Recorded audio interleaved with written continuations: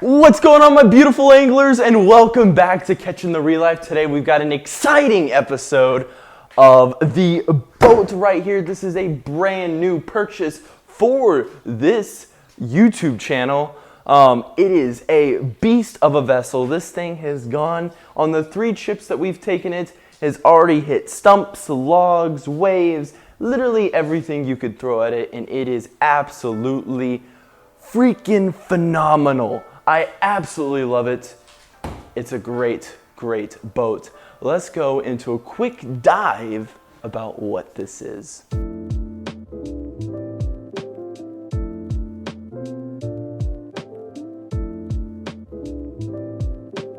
We're going to start from the front, and we're going to make our way back towards the rear where the juice of this puppy is.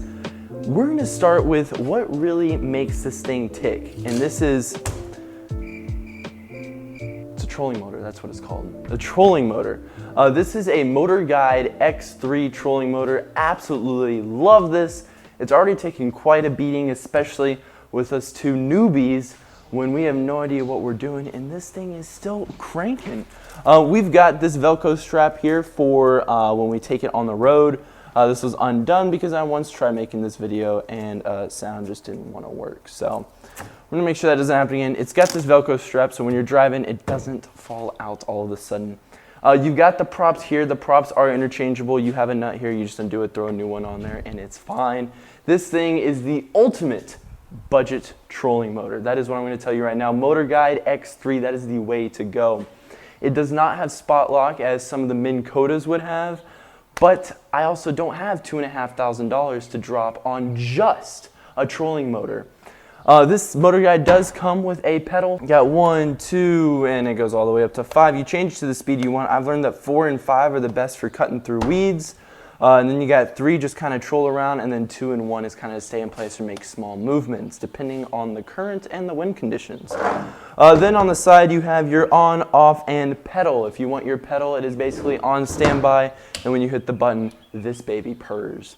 Anyways, we're gonna move. We got an important thing right here. This is your frontal nav light. This is where your red and green light goes, and it'll be found inside this compartment, which we'll get to in just a second. So as we move back, we've got the port for the trolling motor there. This has already been pre-wired. Big thanks to Marshall Marine for pre-wiring this and probably ordering it like that, but it still takes the hassle out of buying a boat. That's at least what I've heard.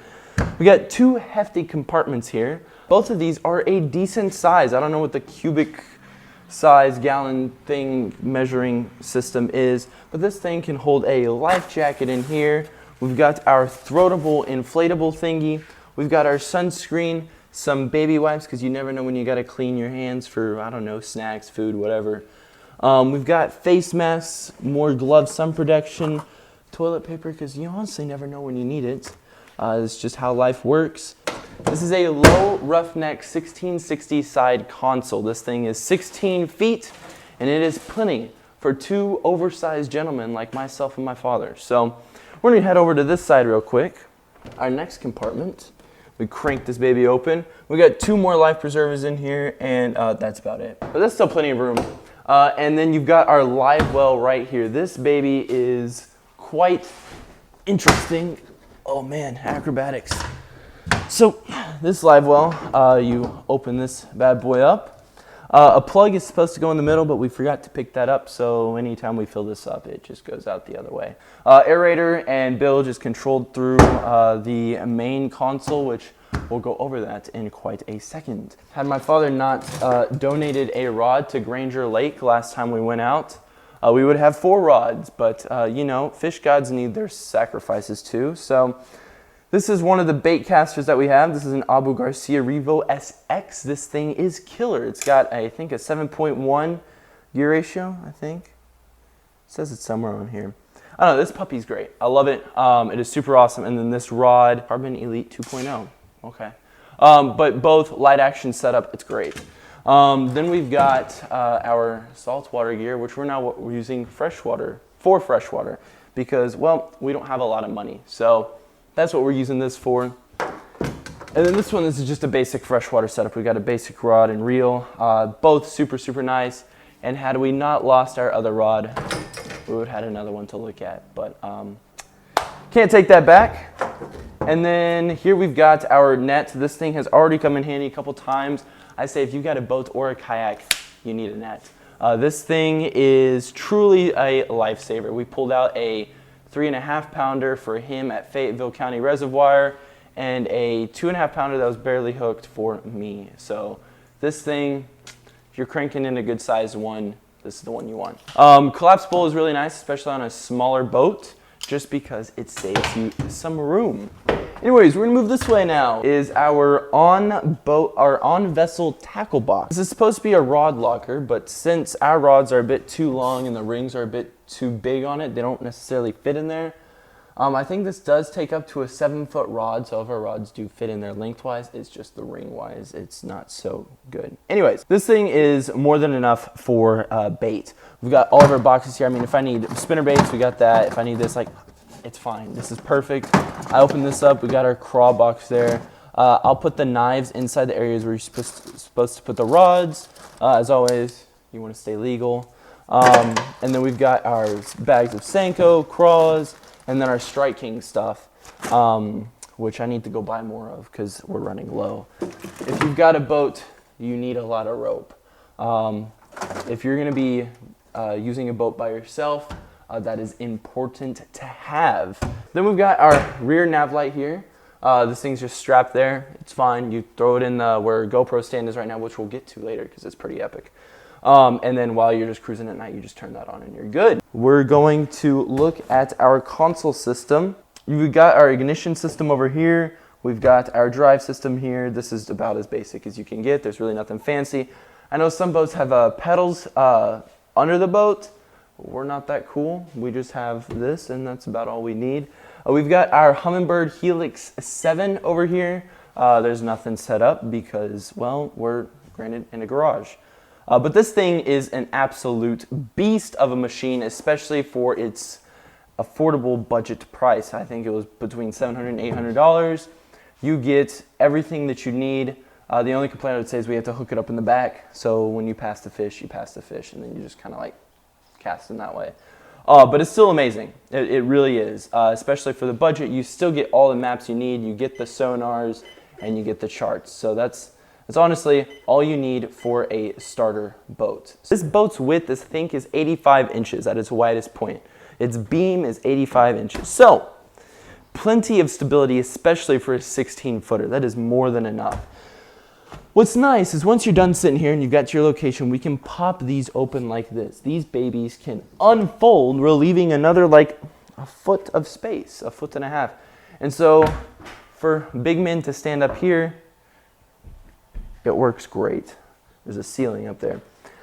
Even if this isn't enough room and we don't want to be sitting back here, which normally we do this, whenever it's just me and my dad that we go out, we take out this chair, throw it over there in our junk pile, and it gives you all the room that you basically need back here to cast and pretty much a whole 360 view. And then one of us will be standing up front running the trolling motor. And then we've got this right here. This thing is something that every angler who's trying to record stuff needs. I'm telling you right now, YOLO Tech has came up with this absolutely amazing GoPro stick for a boat. What you do is, let me get down, okay. So what you do is we've got our nav light port here, all right? It's all closed, and your GoPro has been dying repeatedly, right? You have a power bank and you're saying it's getting annoying, you're not getting the view, like the angles that you want. Pop this baby open, purchase your YOLO Tech GoPro stick, and we're just gonna find the 2 ports, and we're just gonna put it in just like that. And it is in, and we're done. Setup is complete. All you do is you turn this to the angle that you want, hook your GoPro up. You've got 2 USB ports here, all right? So we've got one 2.0 at the top, and then one I think is just a normal USB port on the bottom. You can charge your GoPro. Oh, there you go. So you can charge your GoPro, and then if you need to charge your phone or whatever else it might be, you just plug it in there and you're set. This is super nice. It hooks up directly to the battery on your boat. And you turn this on by just flicking on your nav lights, and that thing's got power now. So it is super, super helpful for honestly whatever kind of fishing you're doing. And last but certainly not least, we have got the puppy that runs this entire vessel on its own, our 60 horsepower Mercury Four-Stroke. This motor is honestly one of the greatest things that you can have on this boat. It gets us from point A to point B in nothing. I think the top that we've got is a little over 30 miles an hour, which honestly, for just two normal anglers, is more than enough. This baby does not chug gas. Fairly efficient in the way it does. We've got a 6-gallon portable tank in here right now. And honestly, we've cruised the entire, I'll show you the, if I can pull up the map, I'll show you of how much we drove, or how much we boated on Lake Bastrop. And this thing was a beast. It was absolutely phenomenal, and only used half the tank. And then the 2 batteries we have here, both I believe are running on a deep cycle system, ensuring that, well, you know, they kind of don't just die on us. You plug this into your wall, charges the batteries. They say it should take 5. I say it takes about 7 just to get the full 100%. And then you've got your little thingy over there that tells you how charged you are.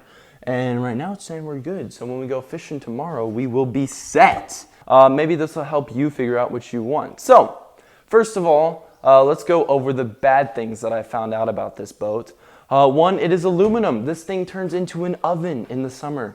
You're literally out there, and by 10 a.m. your feet are frying. So you got to be wearing shoes with a ton of sole on them so you don't, well, burn your feet off. The only thing I would say is I wish there was a bit more storage space. If they could implement a storage space, I don't know, maybe back here or over there, that'd be super cool, super helpful. And maybe make the rod locker holes a little bit wider. So those are the 3 things. The last 2 are just nitpicking, honestly. Them not having that doesn't make this boat worse in any way. Honestly, those 2 up front are just enough to put your life vests in, and then maybe a few random things like you saw we do. Good things though, I could go on for days. This boat's fast enough, this boat is stable enough, it's long enough. I mean, we've been able to put 3 people on here and fish decently comfortably. A lot of people say a 16-foot boat is a glorified kayak. I could agree with you, and at the same time, I could disagree with you. 3 people, somebody takes the center, somebody takes the rear, somebody takes that. If you're going crappie fishing, you could probably do 4. If you're trying to do bass fishing, just make sure you don't like whap each other. And honestly, that's fine. I mean, somebody can stand all the way up there and still cast to the sides here and then there. And I love that there's this truck bed liner that they threw in on top of this, so you're not like slipping everywhere when it's wet. And another plus that we figured out is having aluminum. Even though it does get hot in the summer, it's not carpet. If you have a carpet boat, what ends up happening is you catch a fish, it kind of gets all its juices all over the carpet. Water sprays in, and then it just starts to rot and it smells terrible, and you got to power wash it every couple of, well, weeks.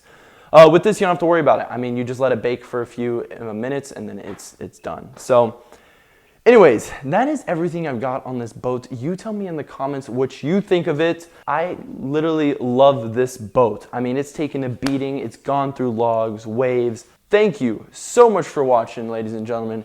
I hope you enjoyed the video. I hope that maybe this helped you clear up some of the things. I know we had to do a lot of research when we purchased our first boat. If you have any questions about your first boat or maybe another boat that you're looking to, please feel free to contact us. Shoot us a DM on Instagram or a comment or whatever it might be. We'd be more than happy to help out. Anyways, thank you so much for watching. I hope you enjoyed. If you did, subscribe, like, do all the things. Trust me, it helps us out a ton. But this concludes the video. And as always, ladies and gentlemen, we will catch y'all next time. See ya!